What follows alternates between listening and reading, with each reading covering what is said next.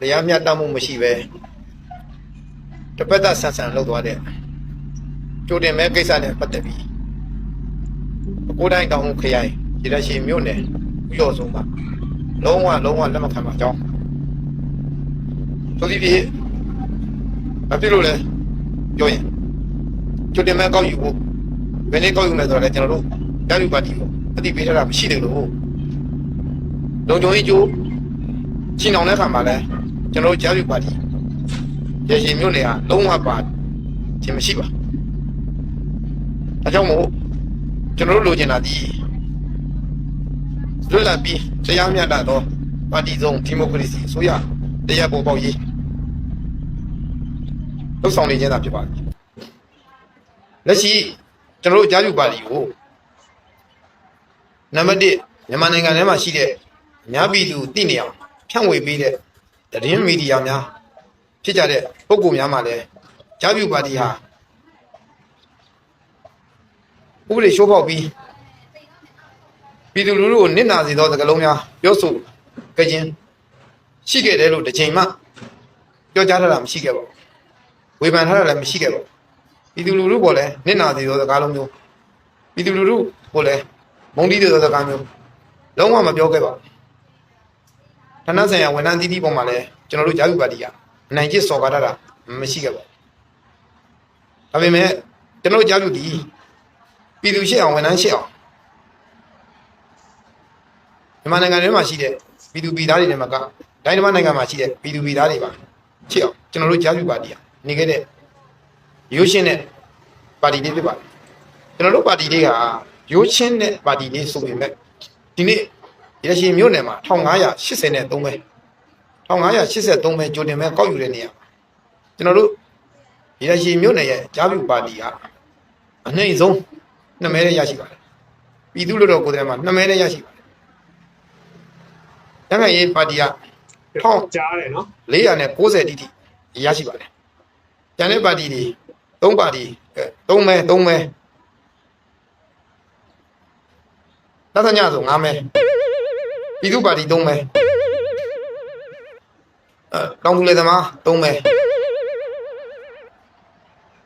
UPUB 3မဲအတီးတီးတဲမှာကျွန်တော်တို့ရရှိမြို့နယ်ရဲ့ကြားပြူပါတီဟာ2မဲနဲ့ရရှိတဲ့မဲဖြစ်ပါတယ်2မဲနဲ့ရရှိပြီးတော့မှအချက်ကွဲစီကြရပါတယ်တရားမျှတမှုရှိတယ်ဆိုရင်မျှတမှုရှိတဲ့အရေးအတွက်တော့ပါတီတိုင်းမှာရနိုင်မယ်လို့ကျွန်တော်တို့ကယုံကြည်ပါတယ်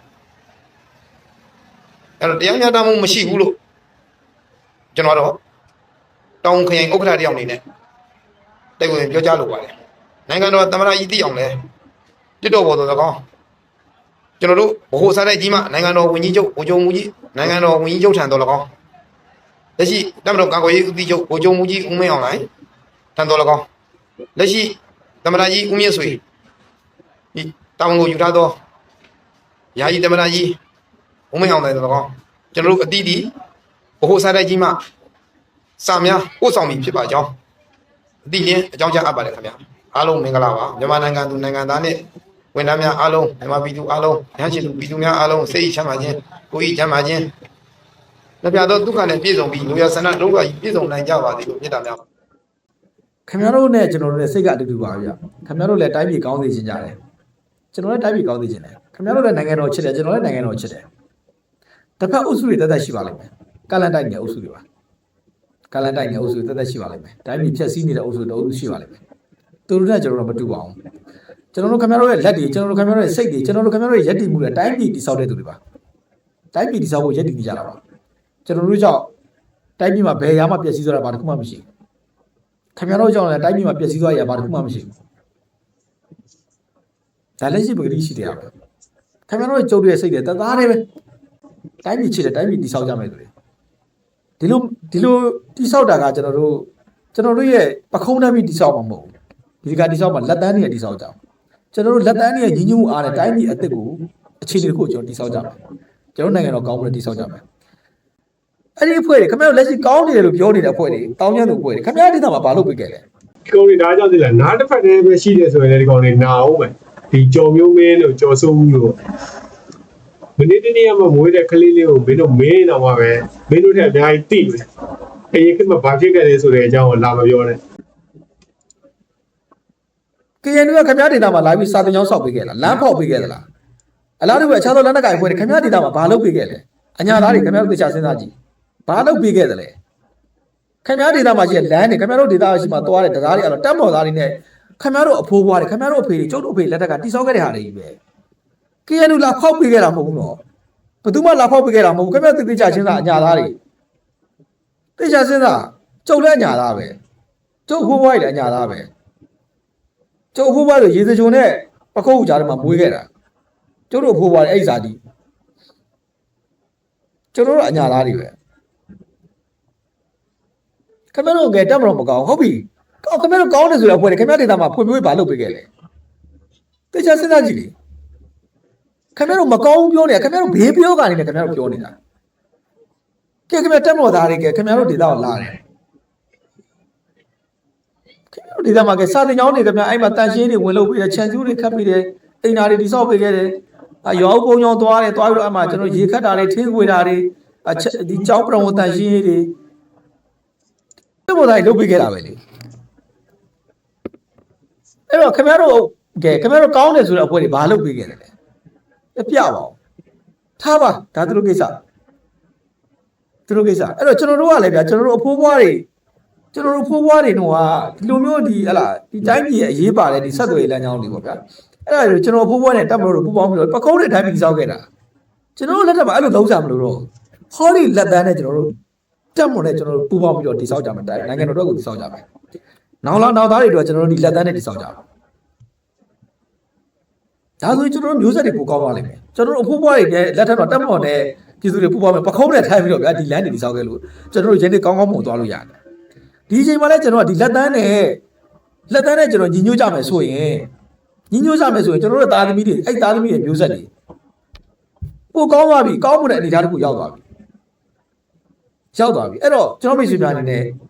ကြိုက်တဲ့ပုံကိုယ်တွေခင်ဗျားတို့မဲပေးကြပါခင်ဗျားတို့တဲ့တိုင်းပြည်ချစ်တယ်ကျွန်တော်တို့တိုင်းပြည်ချစ်အတူတူပဲခင်ဗျားတို့ဘာမှမကွာဘူးနေတာထိုင်တာပေါ့ဗျာကျွန်တော်ကဘယ်နေရာမှာရှိတယ်ဘယ်နေရာမှာနေနေတယ်ဘယ်မြို့မှာနေနေခင်ဗျားတို့ကဘယ်မြို့မှာနေနေတယ်ဘယ်နေရာမှာနေနေဒီနေတာဒေတာတော့ကွာချင်ကွာလိုက်မယ်စိတ်ကအတူတူပဲခင်ဗျားတို့လည်းတိုင်းပြည်ချစ်တယ်ကျွန်တော်တိုင်းပြည်ချစ်တယ်ကျွန်တော်တို့ဆွေမျိုးတွေရမှာဗျာခင်ဗျားစိတ်တွေကခင်ဗျားလည်းကန့်လန့်တိုက်ချင်တဲ့ကောင်တွေရှိနေလိမ့်မယ်ကျွန်တော်သွေးသားတွေမှာကန့်လန့်တိုက်ချင်တဲ့ကောင်တွေရှိလိမ့်မယ်ဒါပေမဲ့ခင်ဗျားတို့စိတ်မှာအဲ့စိတ်မရှိဘူးခင်ဗျားတို့ကျိုးတို့ကအစိတ်ကအတူတူပဲအဲ့တော့ကျွန်တော်တို့ညီညွတ်အားတဲ့တိုင်းပြည်တိဆောက်ကြမယ်လက်တန်းနဲ့တိဆောက်ကြမယ်နောက်တစ်ချက်ရှိတယ်ခင်ဗျားတို့ရဲ့ပတ်ဝန်းကျင်မှာစစ်ဘေးရှောင်လာတဲ့ပြည်သူတွေတွေ့လိမ့်မယ်ကလေးငယ်တွေပုံစံမျိုးစုံပဲခင်ဗျားတို့ရွှေရိုးထဲမှာလည်းရှိလိမ့်မယ်ခင်ဗျားတို့လည်းကြားနေရမယ်မြင်နေရမယ်အကြမ်းဖက်သမားတွေလက်ချက်ကြောင့်တချို့သောမိသားစုဘဝတွေပြုတ်သေကွဲခဲ့ရတယ်ရှင်ကွဲခဲ့ရတယ်စီးစိမ်တွေပျက်စီးရတယ်အဝတ်တည်းကိုတစ်ခုနဲ့အသက်ဘေးလွတ်အောင်လာခဲ့မင်းတို့ကလည်းအကြမ်းဖက်လို့ခေါ်တယ်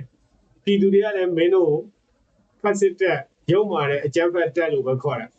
ာသိလားအဲ့ဒါတော့မစားပါဘူးကြကြရတယ်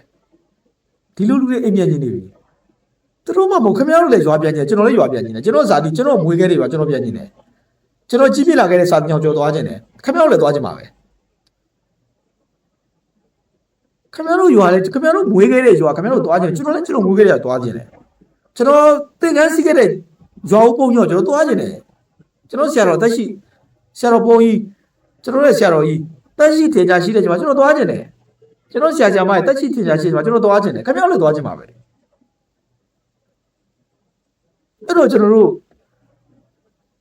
ဘလို့အချိန်မှသွားလို့မတိုင်းပြည်ဒီချိန်မှာကျွန်တော်တို့သွားလို့ရမှာကျွန်တော်တို့ပြဿနာမရှိကျွန်တော်ဒေတာဒါပေမဲ့ကျွန်တော်မိတ်ဆွေဒေတာမှာခက်ခဲရှိတယ်စစ်ရှောင်းနေအိမ်ပြန်ချင်နေကြပြီအဲ့တော့သူတို့အိမ်ပြန်ဖို့အတွက်ခင်ဗျားတို့ကျွန်တော်တို့ပခုံးနဲ့နေပြရမယ်ဒီတစ်ခေါက်တော့စစ်ရှောင်းမှာပါလာသားသမီးလေးရှိတယ်မိသားစုဝင်သားသမီးလေးရောအဲ့ဒီကလေးတွေအနာဂတ်ကောင်းမှုတွေကျွန်တော်တို့ထမ်းပြရမယ်ကျွန်တော်တို့ထမ်းရမယ်အခြေအနေကကျွန်တော်တို့ခုနကရှိရတင်ပြခဲ့တယ်ကျွန်တော်တို့အဖေတွေကျွန်တော်တို့ဖိုးဖွားရကျွန်တော်မပင်ပန်းဘူးလက်တန်းနဲ့ကျွန်တော်တိုင်းပြည်တိဆောက်မယ်လက်တန်းနဲ့တင်ပေးရမယ်အဲ့တော့ဟိုဘက်ကအဖျက်ပွဲတွေခင်ဗျားတို့ကြိုက်တာပြောပါစီအဲ့တော့ကမကြည့်လိုက်လက်နက်ကိုင်ပွဲတွေခင်ဗျာဒီလက်နက်ကိုင်ပွဲတွေအဲ့တော့လွတ်လိုက်နေအပြိုင်ပေါ်လာလွတ်လိုက်နေအပြိုင်ပေါ်တယ်ဆိုတော့တိုင်းပြည်တိဆောက်တာဘာရှိသလဲအဲ့တော့ခင်ဗျာဒီသားမှာအဲ့လက်နက်ကိုင်ပွဲတွေကလွန်ခဲ့သောချိန်တာဘာတွေလုပ်ခဲ့ပေးလို့လဲ အဲ့ဒီပြဿနာဒီရေဒီယိုတွေကနေစတာရှဲနဲ့လေ IFA တို့ BBC တို့အဲ့ချိန်နားထောင်နေချိန်မှာခင်ဗျားအဲ့မှာဟိုဝါကျိုးလေးကိုတိုင်ပုံမှာချီပြီးတော့ကျွန်တော်တို့အင်တာနက်တိုင်လေးနဲ့ချီပြီးနားထောင်ရှဲနဲ့အောက်ကဘက်ထရီမရှိတော့တက်ခဲတွေဆက်ပြီးနားထောင်နေချိန်လက်ရှိတော့ဗျ Facebook တို့ဒီလူမှု social platform တွေတို့တောက်ချောက်ဒုက္ခမျိုးစုပေးနေရပါအဲ့ဒီအုပ်စုတောစုသွားပါလိမ့်မယ်တော့ပြန်ချုပ်ကျင်တာကခင်ဗျားတို့ကျွန်တော်တို့တိုင်းပြည်အတူတိဆောက်ခြင်းတဲ့သူတွေတစိတ်သေးရှိတယ်